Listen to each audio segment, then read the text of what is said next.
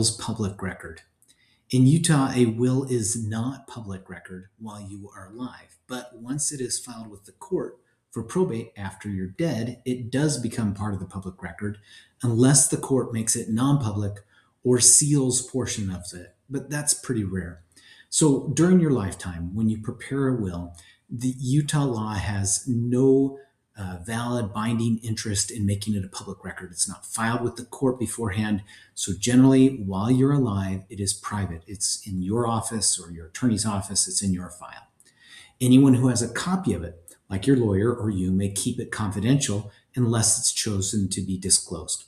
After death, when you pass away, then yes, it gets filed with the court in a probate proceeding. That will must be admitted to probate by the district court, either informally by the registrar or formally by a judge. There's both informal and formal probate court cases in the state of Utah. Once a will is probated, it is part of the probate case file, and it is a public record. Utah courts treat probated wills and relating filings as public court records.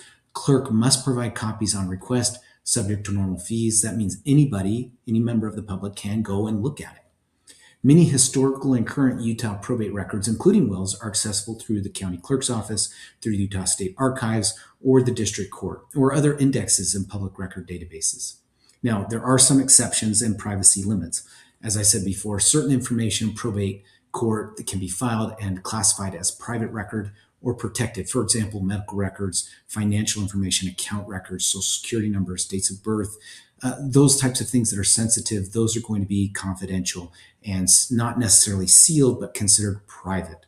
And that's only so interested people can see it. Interested people are you, a relative who's an interested party, or an attorney who's a party on the case or representing someone in the case. Now, in rare cases, courts can seal records in Utah. Sealed records are not available to the public without a court order. Those are very confidential, but they're rare.